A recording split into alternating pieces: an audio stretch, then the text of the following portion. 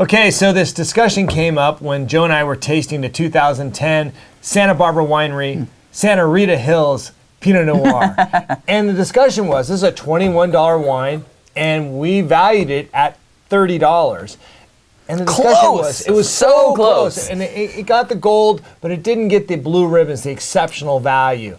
And the question was, what does it take to get the exceptional value? And this wine had a certain characteristic about it that we felt, that we discussed, that it might get it in the future. Yeah, well, that's what it is. So what Matt's talking about is the structure of this wine. So actually, sometimes wines, when they come out, you know, they can be what people call a little tight, or a little green, or things like that. And what time does is mellow some of that stuff out. Now, what was interesting about this wine is there is no greenness.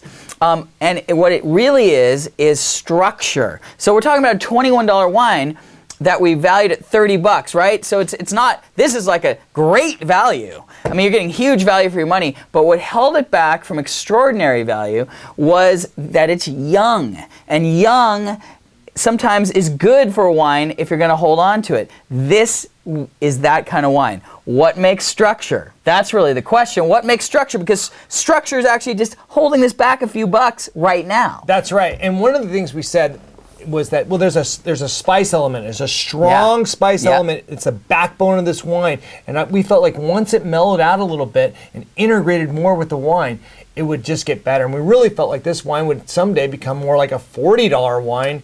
And in the future, which seems a little odd, but that's what we were talking about. And so you got that, and then you got this other piece, that's the red berries. There are lots and lots and lots and lots of red berries in this wine.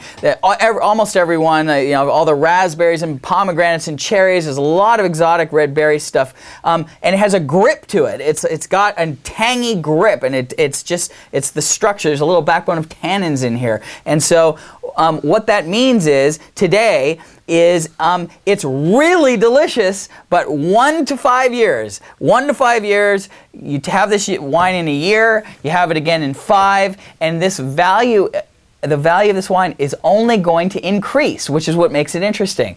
It's a $30 valuation.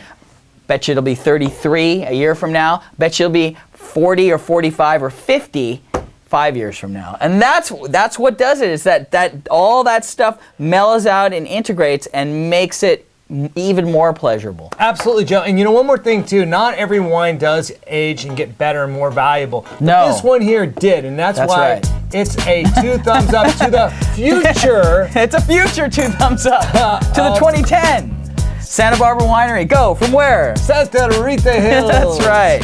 The Pinot Noir. Extraordinary value. Pick up a bottle and you'll know what we mean. Pick up 3. Have one today, have one a year, have one 5. That's it.